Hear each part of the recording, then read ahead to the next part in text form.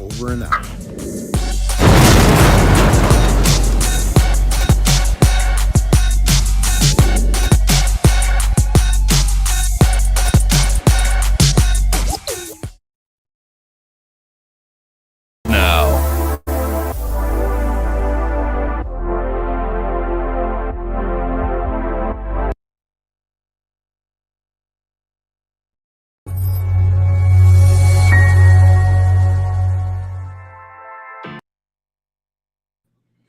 Ladies and gentlemen, boys and girls, thank you guys for tuning in. It's Coach Cletus, your motivational speaker, your empowerment coach, your author, and your favorite baker's favorite baker coming at you. Thank you guys for tuning in. We got a special guest backstage. I'll introduce her in a minute. You see the name below. We're going to have a wonderful live interactive conversation. We're continuing on. You know, the lab has transitioned to Black and Blue, and Black and Blue is a platform where we highlight police officers throughout the nation, United States of America, who are either rookie, seasoned, or retired officers and their experiences. They provide their viewpoints, they provide their experiences, and they provide their education. This is a platform where you can ask your questions and we can answer them, and gives you a little insight on what the law enforcement profession is and does. All right. But we got to get a couple things out of the way. We got to give a couple shout outs to our sponsors. One of our sponsors is MG4 Tech. If you need any of your online needs, make sure you guys, I'll make sure I put it in the comment section too, MG4 Tech. So you guys can go ahead, and not now,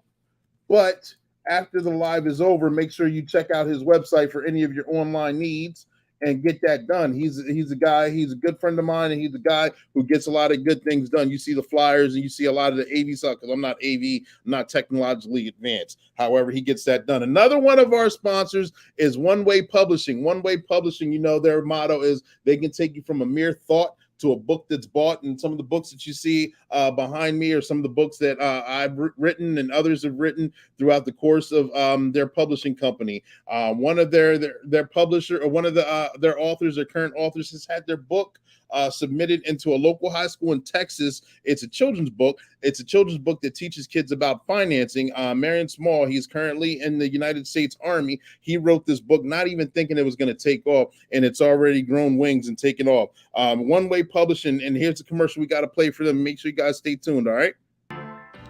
One Way Publishing introduces published author Marion Small.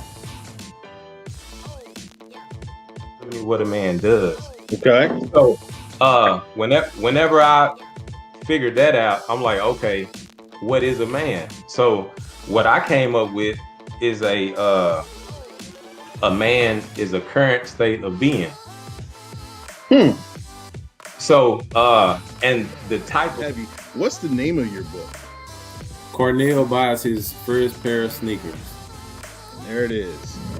The book in summary is about Cornell, of course, who learns financial management through his parents, through buying his first pair of sneakers, and the journey to actually understanding what money is, and obtaining the goal to get rich and not look rich. Since being published, his book has been enjoyed by many. It has even been entered into the school library of the Jimmy Tyler Brashear Elementary School. Give your kids the opportunity to succeed in life, and get your copy now.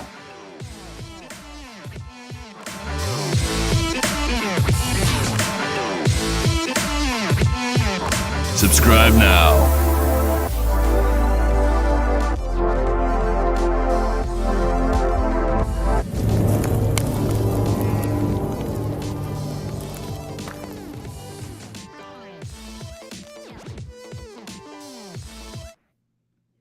And like I said, his book has been submitted into a local high school, local children's elementary school in Texas. And the link's below. The link's in the comment section, and the link will be in the description box as well. So make sure you guys get your copy. CornellsDigitalPlatform.com. Also, the website workwithclee.com. If anyone wants to be on the platform, let me know. Register online. We're going to continue moving this train forward, because the stories and the interviews are important, and they're a lot of fun to do.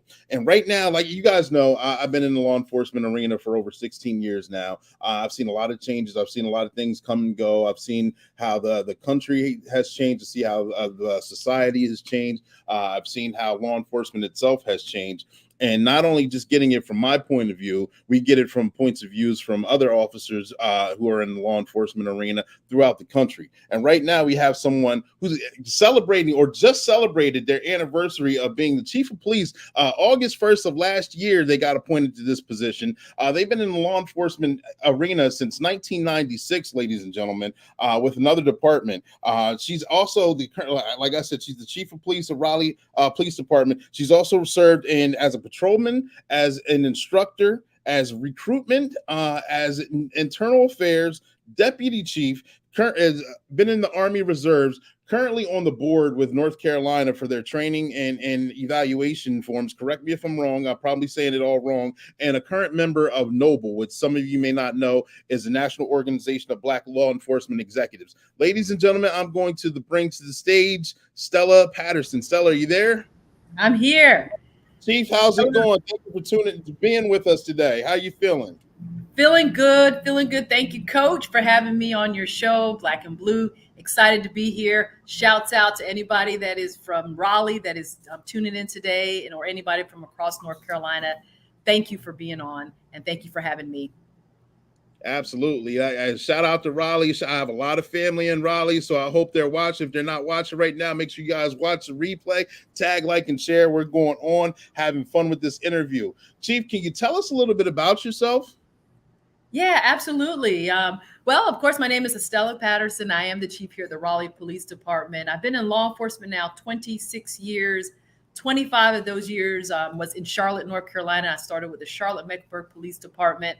You read a little bit of my bio, came up as a patrol officer, elevated through the ranks there, worked in different parts of the department, not all parts, but different parts of the department. Got a lot of growth and knowledge there. But aside from being a police officer, I'm married. My husband is a firefighter. We have been married for 25 years, and he is a firefighter in Charlotte, in the Charlotte area. He is from Memphis, Tennessee. I'm from all over. I tell people I was born in Panama. My dad was in the military, born in Panama, but California is where we call home. That's where most of my family is. Gotcha. And so, and I know going through your bio, you've done a lot of worked in a lot of different areas as far as law enforcement. Your current duties and responsibilities as chief right now. How about we start with that? Can you explain some of your responsibilities? Yeah, absolutely. So I am a chief of a Metro Police Department. We are a full service police department. We're allocated 800 officers. We're short like a lot of other police departments, but 800 officers, 106 civilians. We service a population of about 500,000 or close to 500,000 here in the Raleigh area. Wow. Yeah, there's a lot going on here all the time. I thought when I was in Charlotte was 1 million, so twice the size. I was downsizing coming to Raleigh. I said, oh, this is going to be cool. This is going to be smooth sailing, easy to go. Got here from day one. It has been busy. You know, of course, being the chief in a city that I'm not from, I had to learn. I had to learn this police department. I've had to learn the city of Raleigh. Things are different because it's a capital city compared to, say, you know, Charlotte, where it was more of a corporate city with a lot of big business. So just having to make that transition, my job, I know a chief is a chief, but I think when you're in the capital city, there's much more responsibility because you're dealing not only with your everyday population, but you also have your big government here. You have lots of schools and colleges in this area. And so being able to navigate and making sure that we're working collaboratively with all these various entities that are here. Gotcha. And coming up through the ranks, I know working patrol and working investigations and different duties with that. What do you think has molded you to actually obtain the position that you're in now? What's qualified you to actually take the lead and run with it and be successful? Well, I would say all the experiences I had coming up, even being a patrol officer on the street, right? Just learning people how to handle situations, how to de-escalate situations, all that plays into becoming a chief. Now, of course, as you elevate up the ranks and you start working in other positions, that really truly grooms you. But foundationally, you have to be a police officer at heart, right? You got to know what the guys in the field, the girls and the guys in the field are dealing with, so that you can know then how to craft your policies and how to make sure that they're being taken care of. I will tell you, though, probably the greatest job that prepared me for this was the job I did not want, when I was a captain, my chief then moved me into professional standards. It was Office of Professional Standards is what we called it, but I had like CALIA. It wasn't just internal affairs, although I did shift to that area, but it was more so policy writing. And I just like hated all of that. I was like, man, this is just too much. It's too much detail, all the kind of things. But at this level, as a chief of police, you have to have that kind of knowledge, and you have to make sure that the I's are dotted, the T's are crossed. Officers on the street will never get it, but at this level, to keep the department out of liability, to make sure that our officers are well trained, you have to really be about the details. So I think that position, even though I hated it, I didn't want to do it, it really molded me and prepared me for where I end up being today.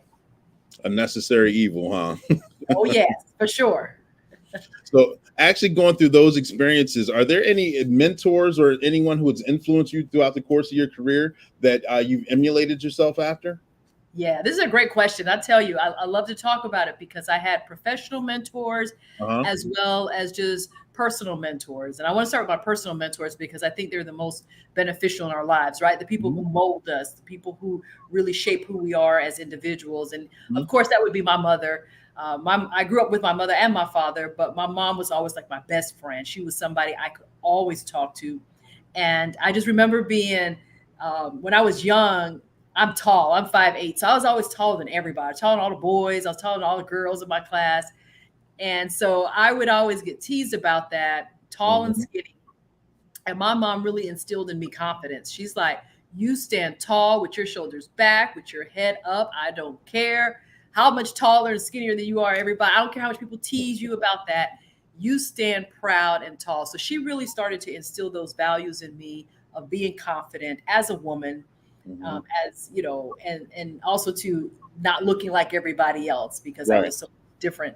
So she instilled that in me. But then moving, you know, through my years, my pastor has been an awesome role model. My late pastor, Bishop Roberts. He's just a man of high integrity. He always just talked about that. He demonstrated so much.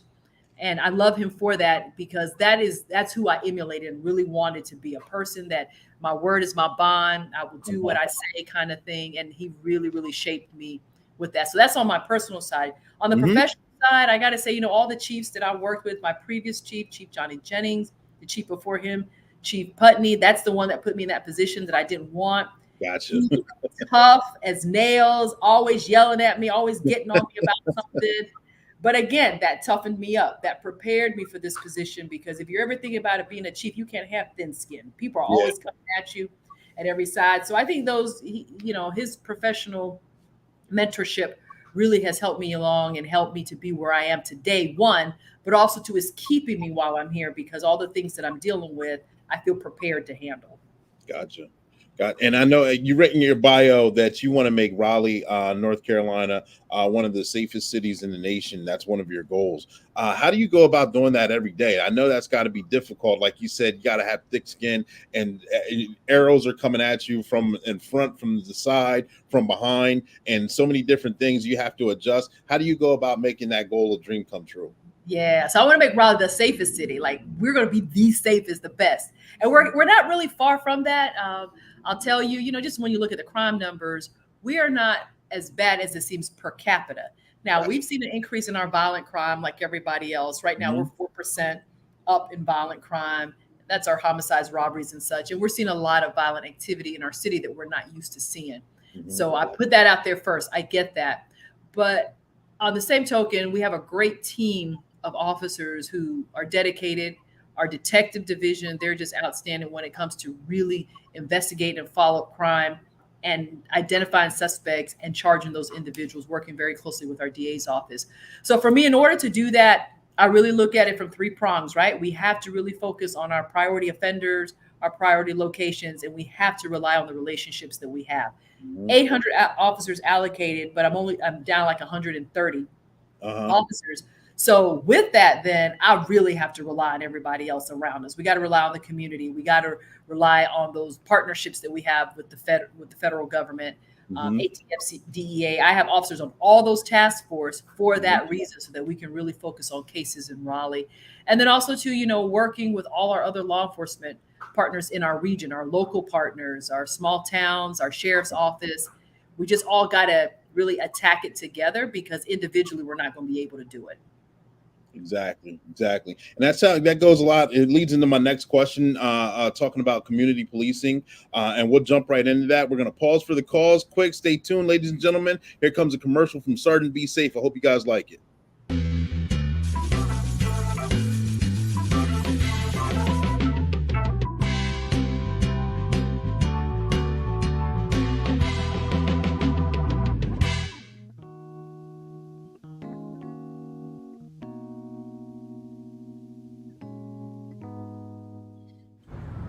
Sergeant Be Safe, and I'm here on patrol. And I just learned we had some unsavory characters come into town. Stay tuned, and I'll show you how to protect yourself from their wicked ways. Ooh, I think I'm gonna like this city. Rob you blind here, and I'm here to cause total chaos.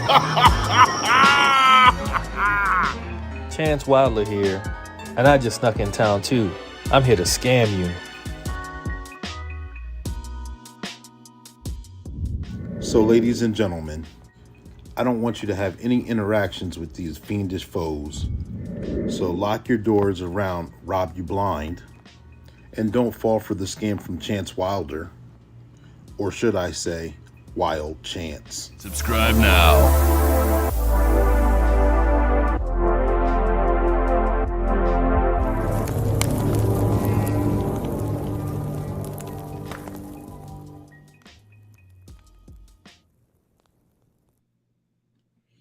I hope you guys like that. Stay tuned. We do have other skits and cartoons from Sergeant Be Safe coming down the pipeline, along with other work. I do say this often. If you're interested in being a voiceover, let me know. Inbox me, text me, get a hold of me. Go to the website. Let me know. We have a few more skits that are available for lines and readings and voice talents. But we are live right now with Chief Stella Patterson of the Raleigh, North Carolina Police Department. And one of the hot topics that we're just now getting into, it seems like we talk about this every single time we're live, but it's necessary we talk about because it's important. I know I get stopped a lot while working, and I know our department prides itself on community policing. And community policing is a big deal. It's very impactful. It's very engaging, and it's a lot of fun too. I know for me to get out and engage with individuals that I know, with kids that I see, with going into the schools is important. Not only because it builds trust, but it's also fun to actually get to know the community, and the community has to be able to trust me, and I have to be able to trust the community also. So I'm gonna bring Chief back to the stage. Chief, you still there? Still here. Can you hear me okay? Absolutely. Right. Good deal. Chief, what are your thoughts, and what are your what strategies do you have in place involving community policing with in the Raleigh area? Yeah, so I tell you, I come from a community policing background. That is all I know. Engaging the community, having them be a part of you solving your crime, preventing crime.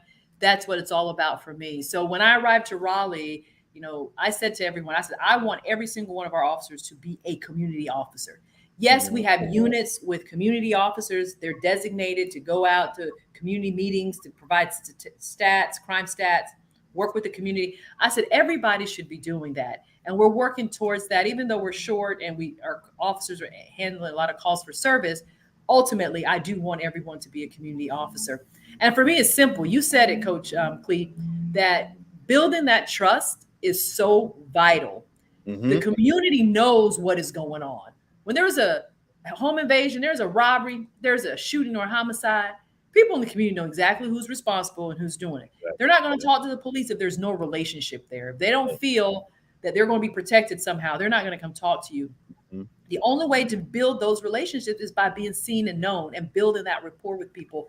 So I really encourage that on all levels. I feel like if we can really get to connect with the community, that's going to help us to solve crime and prevent crime. Just today, I got an email from a random person that said, hey, that shooting that y'all had on Saturday, let me tell you a little bit about that person responsible for it, the owner of the establishment, all these various things. I mean, just a random email, which is beneficial. I'm passing that on to our detectives so they can do that. And I think that she was comfortable doing that because she has seen me out in the community talking. I'm giving out my card.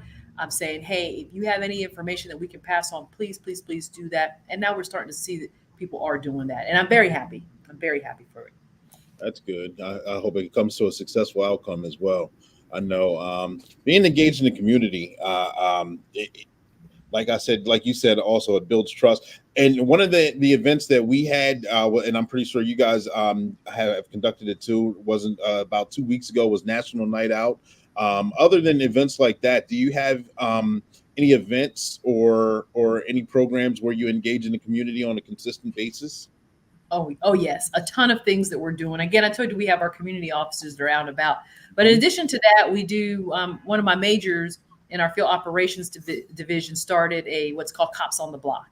And that's exactly what I was saying before, where a group of officers on any given day, they'll pick a location in the city and mostly residential or some of our hotspot areas. And they'll just go out there knocking on doors, introducing themselves. I'm Officer so-and-so. I work this beat. I work this area. Here's my card.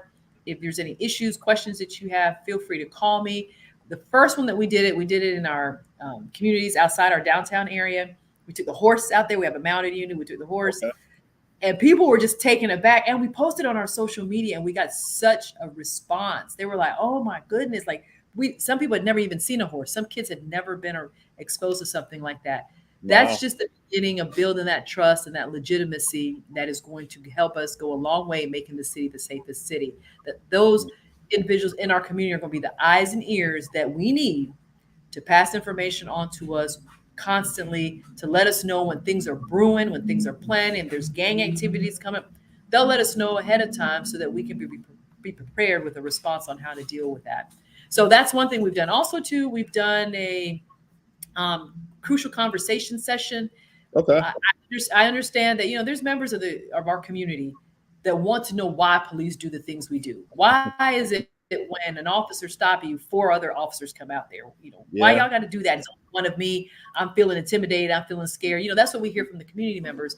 So we created where we would have these crucial conversations once a month, a safe space for several of our officers, several members of the public to come together to talk about whatever they want to talk about. No cameras there, no one recording the conversations or anything like that. They can just talk freely.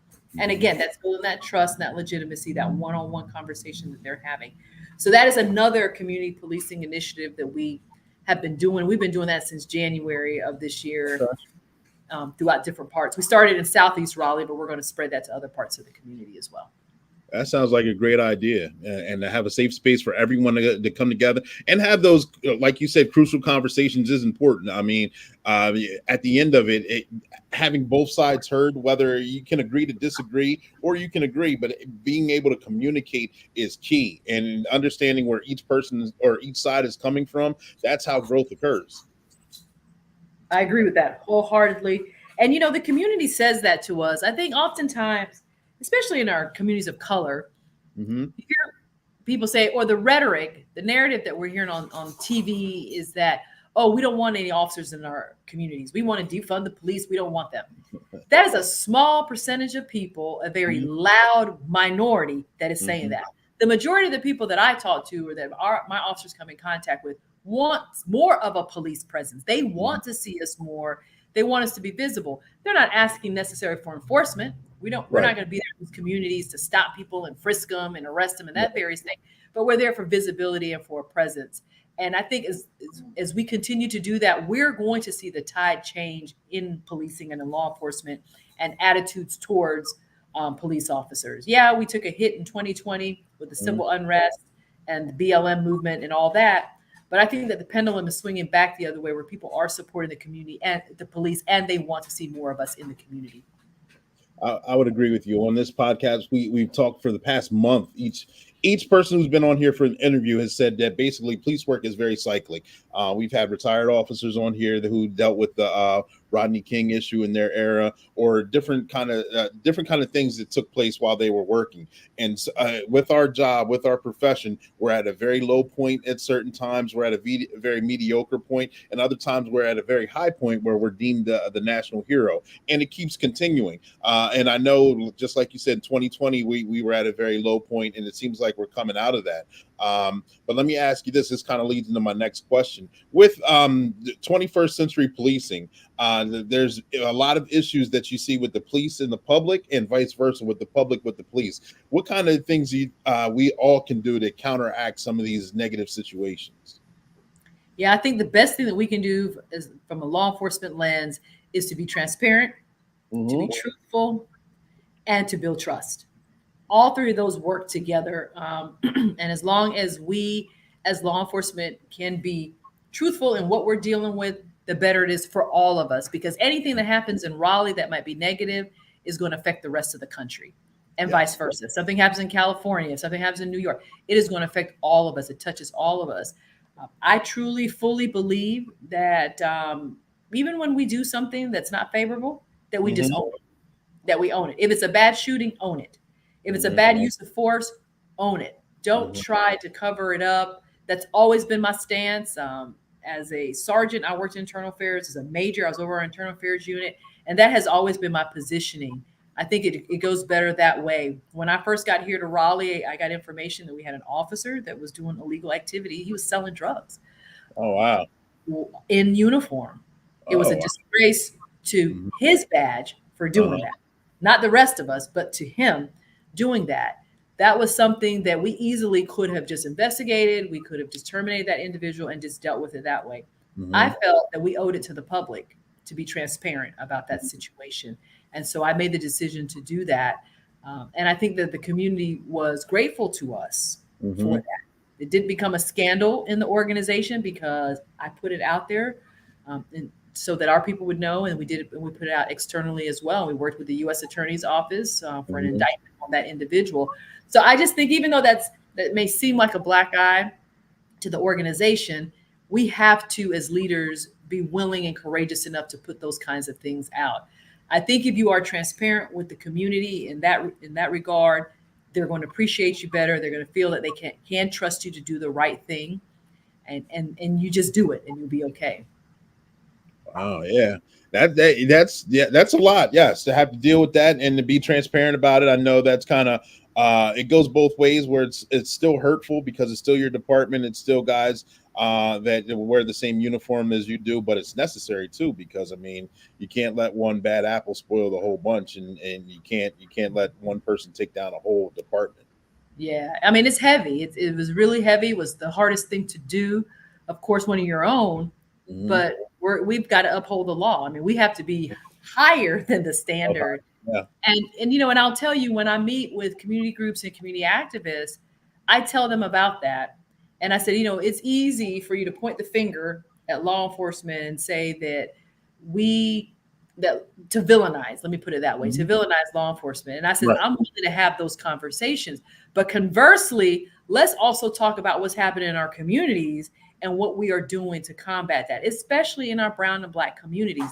We see a lot of crime where brown and black individuals are victimizing and being victimized. I said, at what point is there going to be an outcry about that? Just like there's an outcry when there's an incident involving the police. I said, let's play both sides and not just isolate and say we're only going to make a stink when there's an officer involved shooting or there's an incident with the police, but we don't want to address what is happening in our communities. We have to we got to play both sides, and you have to make sure that you address both sides. Absolutely. I agree with that. I agree. And I know you spoke on your goals in your bio for making Raleigh the safest city in the nation. What are three of your goals, if you haven't already accomplished them, or if you already have, what goals have you already accomplished that you would like to share with us? And of those three, which one is the most important to you? So there have been three goals that I have established for the organization. I have shared this internally and externally with my officers and with the Raleigh community. Coming to Raleigh, assessing the city, assessing this police department, I was very thankful to inherit a very professional organization, great men and women who desire to serve. And looking in the organization, 3 areas that I said, okay, I want to continue to evaluate, I want to continue to improve upon is firstly, our violent crime, really attacking our violent crime, reducing it. That goes towards making us the safest city. If we can reduce our violent crime, that would be awesome. And we're going to keep working towards that. Also to increasing our community engagement. So I talked about some of the things we are doing, but for me, again, the goal is not accomplished until every officer is a community officer and have their Rolodex, if you will. I know the young people don't know what a Rolodex is. Having your contact list. How about that? Having your playlist of people that you can call and you can go to and you can rely, and they are supporters of the police because you've built that rapport with them. Right. That's the goal of mine. And then thirdly, just looking internally at our organization, right? Officer wellness, employee wellness is huge for me. We know that we're doing it's a difficult job that we do. We're dealing with a lot of negativity, just in terms, not just about police community relations, but just the types of individuals that we are dealing with now. Many who are dealing with mental health issues and crises. It has taken its toll even on our personnel. So looking after all our employees and making sure that there is work-life balance, making sure that they are, that they are mentally fit and resilient to do the job, that is super important to me. So those are the 3 goals that I've established overall for the organization. We are making strides and getting wins in different places, but I would really like to see our organization just really evolve into one where wellness is a high priority, where our violent crime is reduced, and where our community engagement is way up. I like that. Good answer. Good answer. Thanks for sharing. I know. And you touched on mental health, and we discussed on this platform as well how mental health matters on both sides, with the public and with law enforcement as well.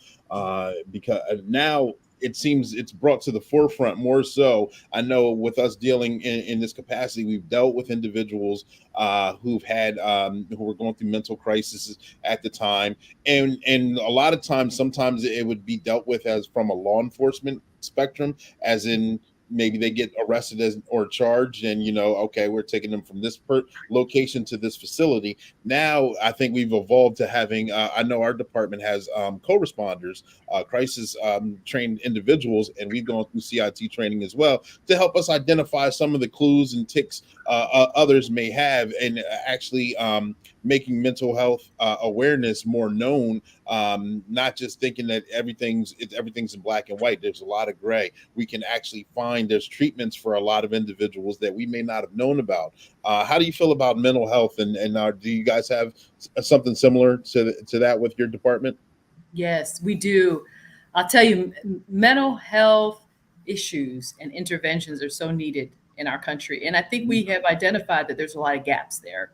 Right. Wonderful thing I like about the Raleigh Police Department, even before I got here, the previous chief instituted this, that all our officers would go through CIT, crisis intervention team training, which is awesome. So as our officers are in the academy, our recruits are going through the academy, towards the end, they get their CIT. So when they come out, they at least have a baseline level, right, which is great.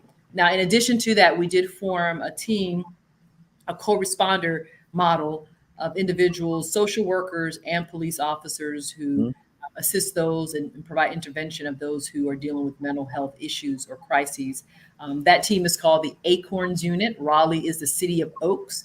So our Acorns Unit stands for assessing crisis through referrals, outreach, networking, and services. And so our Acorns teams, they go out in teams, and if an individual is dealing with a mental health crisis, they can be called upon by our officers in the field to come out and assist with the call. But they also provide resources for that individual, because the goal is we do not want an individual to have repeated confrontations or issues with the police. Exactly. If we can avoid that at all costs, that's what we want to do. So those referrals on the back end then is working with those individuals, so to prevent those interactions again with the police. And so our Acorns Unit, then they provide mental health services, referrals. If the individual needs to go to their doctor's appointment, they work with them for that. If they got to pick up their medication, They do that. They check in on them and make sure they are on their meds. We really focus on those who are suffering from substance abuse as well as experiencing homelessness. Okay. To really just provide those resources to help them. The unit has been stood up in June of last year, so we're a year under our belt. It has been hugely successful to the tune and to the point now that our city manager wants to expand that unit. So we're going to be looking to do that in the near future. But our model, we've looked at different models across the country. You have the Cahoots model, the STAR model, all these various ones. But ours is just a mix, a co-responder where we have police and social workers working together. Right, and that's good. I see that you said that the newer officers, while they're in the academy, they get the CIT training toward the end. That's a good thing. I know when I went through the academy years ago, I'm not going to say how long. I mean, it's been well over 16 years ago. But when going through there, I remember the anything that was close to CIT training wasn't as extensive as the training that I got. When did I go through? About a year and a half ago. And it was a huge eye opener, and a lot of things that I already knew. And I know a lot of officers that have been on the job for a few years already knew just from dealing with people, but to actually learn it and to be able to, oh, that's a tick here, that's a trigger here. I know I can call this person, I can call this agency, I can actually help and to redirect a lot of things, as opposed to this isn't actually law enforcement, I can't help you. To actually, we all got in this job to help people and to actually point someone in the right direction and not just spin them in circles is a good feeling. Oh yeah, for sure. And that our Acorns team, they are just, the work they do is incredible. It is amazing. They're well received in the community. They're well known, even though we've only been doing this for a year now. And so we'll continue doing that. They have a servant's heart. They care about the individuals that they service and that they work with. And so I'm just excited at the work that they are doing and the partnerships that they have built as well. Gotcha. So I'm gonna back up a little bit. What made you actually want to decide to be a police officer? Wow. I get that question from time to time. People are like, did you come up wanting to do this? Did you grow up wanting to do it? You don't look like a police officer. I'm like, well, what does a police officer look like? So those are the, kind of the questions I get. And I got to tell you that, no, this is not something I wanted to do coming up. I actually thought I was going to be like either a professor or a lawyer, something like that. Yeah, never, I love to serve. I will say that. I've always been, I knew that I would be in some profession where I would be providing a service. So I understood that. But what made me get into policing was my senior year of undergrad. I needed some credits to graduate. I just need to take some classes, something easy to go ahead and graduate. I said, let me just try criminal justice. Everybody says these classes are easy. I don't know. I said, let's just try it. And so I took a CJ class, a one-on-one class, and got in it and got mesmerized. Okay. Just what I was learning, we're take basic law class, learning about government and structure and police departments and law and order and all that various things. And I was really intrigued by that. I think it just clicked for me. I was like, wow, this is super cool. And so then I took another class. And then right as I was getting ready to graduate, I went to a job fair at my university, and there was the Charlotte Maple Police was there recruiting, and there was a female officer there, and I looked at her and I could see myself doing that. She was in the military, and so was I. She was a Black female. She just kind of reminded me of myself, and I'm like, wow, she can do this. If she can do this, I can do it. And so she ended up being my recruiter and did my background, did everything, and got me on the police department. So yeah, it wasn't something though that I charted out that I would do. I just kind of evolved into it. And I'm so glad because I feel like it is such a wonderful career. There's nobility in this career. And there's nothing that I would just rather do right now than to serve. Absolutely. See, representation is everything. Yeah, going to a career fest and you're seeing someone you're looking through the mirror of your future self. I can see myself doing that, and here you are sitting. You're at the top spot. Look at you. Yes. All because of her. I give the credit to Valerie Gordon. She was my background investigator and my example. So how important do you think it is where, we talked about 21st policing, and how every kind of occupation is struggling right now as far as finding new applicants, finding qualified applicants, or not only that, just retaining people. Do you have any solutions or thoughts that you think you can assist for that challenge? Yeah, I tell you, it's a struggle. I think for everyone, it was when I was in Charlotte, it is when I was here. I will Mhm. say when it comes to recruiting and hiring and even retention, you have to have a strategy and you have to have a plan around it. One of the big things when I was a captain in Charlotte, I was over our recruitment section for a couple years, and I remember then that was 2010 ish, Mhm. 2012 is when I got assigned. I had a forward thinking chief then, and he was already looking at today. He was like, Okay. we know in the next 10 years, we're going to see a decline in police officers just by natural attrition, because we knew that 30 years ago, all that legislation went through that says, you could beef up your police departments. And we hired so many police officers back then. So just quite naturally, they're all going to be retiring around this time. Mhm. So he says, we've got to have a plan now to really hire, to be robust in our recruitment efforts, and to make sure as we hire that the individuals we bring are reflective of the Right. communities we serve. That was a big thing for him there. And so we said, we put together a campaign to increase the Mhm. number of women on the force, Mhm. individuals, Hispanic, Spanish speaking officers and such, and just worked. You had to grind it out, right? You had to beat the bushes hard to be able to do that. That was 10 years ago. Today, it's incredibly hard to do it because not many people are wanting to get into this profession or service professions either. The military is facing the same thing where they can't meet their quotas, kind of thing. So I would say, and we're recruiting very robustly here in Raleigh. Mhm. We're going to start a recruit class in October, and it's probably Mhm. going to be one of our largest classes that we've had in many years. Um, I challenged my recruiters when I got here. I said, we just have to go everywhere. We really have to push hard. We got to hit our HBCUs. We got to Mhm. go to our military installations. We got to go to our sporting. If you want to get female applicants in recruiting, you got to go to athletic programs Uh-huh. where women are already in physical shape Mhm. and the discipline is there because we know that this job requires that. Mhm. So my team has done an exceptional job of doing that. And then advertising left and right. No more are the days where you sit back and applicants just come to you. You have to Exactly. proactively go out and find them through your Mhm. social media platforms, through your recruitment efforts, and through all your networks, everybody you know.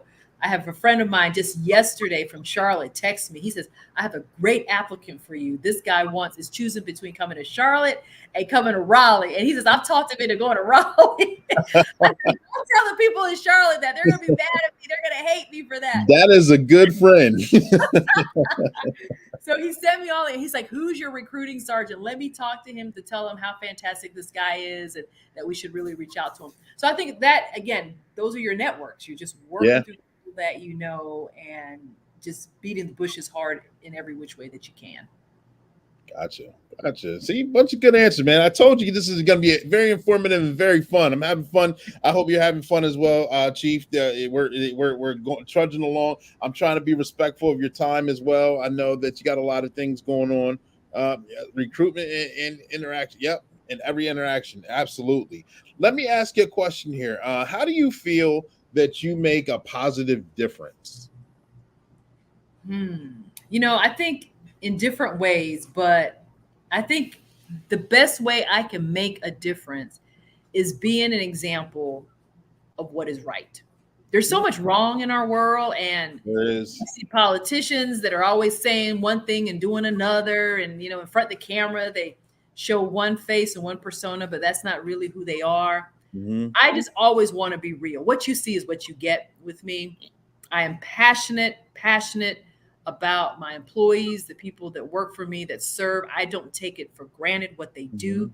that they put their lives on the line every single day. And I want to make sure that they understand and know that they have a chief that cares, that understands, that hear what they are saying. A lot of Mhm. time my hands are tied on things. I can't do everything as the chief. I just don't have that authority. Right. But what I can do, I'm putting all my heart and soul into everything I can to make things better for my employees. And so I want them to know that to be a difference and make a difference, I think you just have to be authentic. Hmm. You just have to be true to who you are, good, bad, or indifferent. Mhm. That's what you have to portray. I think when you try to say one thing and do another, or be one person and portray somebody different, that's where you get a lot of trouble. If you want to make a difference, be true to who you are. Being transparent. I like that. Good answer. Good answer. Again. And stand by, ladies and gentlemen. We're going to pause for the calls one more time. We're going to come back with Sergeant Be Safe. Let me know what you guys think about this commercial here.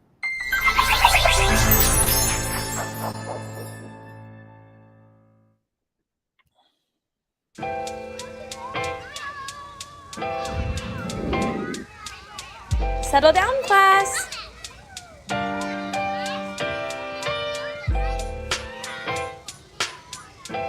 I said settle down, now quiet. Hey, it's Sergeant Be Safe. Hi, class. Sergeant Be Safe here. Hi, I'm Kasaya. I'm the class speaker for the day. Here's my list of questions. Why did you want to become a police officer? I wanted to become a police officer to help out people and kids like you. How long have you been a police officer? A little over 15 years now. How did you become a police officer? I had to get good grades in school and I graduated from the police academy. Why do you like being a police officer? Because it's the type of job where every day could be different. The kids had a great time. Thank you for visiting with us, Sergeant Be Safe. I'm glad to hear it. I had a great time too. Now you guys go and be safe.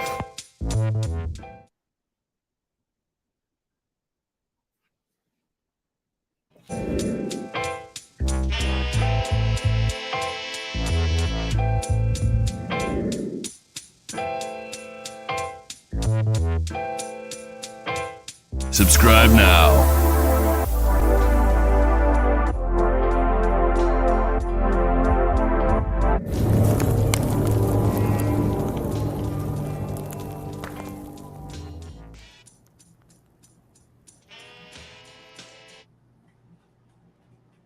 And there's Sergeant Be Safe out on patrol, making it happen, making classroom visits, national night out, handling accidents. You guys seen them in very different skits. And just want you to know the voiceover for that one was an actual real live school teacher and an actual real live student, of course. But voice talents are needed. Voice talents are fun. And we're having fun right now with Chief Stella Patterson, Raleigh Police Department. We just had a very interactive and informative interview. Chief, still there? Yes, I'm still here. Hello, everyone. Chief, we had a great conversation here, and I know through the course of conversation we had a lot of questions on the table. Some of them did get answered, some of them did not. Through the course of conversation as well, it may have jogged your memory, or I may have forgotten to ask something. Is there anything else that you would like to share with us right now? The floor is yours. Well, if I can make my shameless plug to let people know that the Raleigh Police Department is hiring. If you desire a police department that is professional, has the best training that this entire nation can offer, our recruiters, our trainers are just outstanding. We are known for our training here at the Raleigh Police Department. I encourage you to apply. Raleigh is a great city to live. This whole triangle area, Raleigh, Durham, Chapel Hill area, is an up and coming, booming area. There's a lot of opportunity here. I encourage you to go to our website, to joinraleighpd.org for more information. We are hiring for our October class, and then we're going to have another class in January of 2023. So we look forward to you applying. If you have questions about our police department, you can call one of our recruiters. Their information's on our website. Perfect. And that wasn't a shameless plug. Absolutely. Like we discussed before, applicants, especially highly qualified applicants, are needed everywhere. So if you even just have a little thought in the back of your head, just go ahead and answer those, talk to someone and have those questions answered. We got Tommy on. I want to thank Chief Stella Patterson for blessing us with her encouraging and inspirational words. Absolutely. That's from Tommy Long. Thank you for that, Tommy. Yep. And Chief, thank you very much. Thank you for making yourself available. I know your time is limited and I don't want to occupy all your time this evening. I appreciate you making yourself available. We had a wonderful, informative interview. Ladies and gentlemen, if you keep your questions coming, you can add them on the stream. You can go directly to Raleigh, her website. I will post it.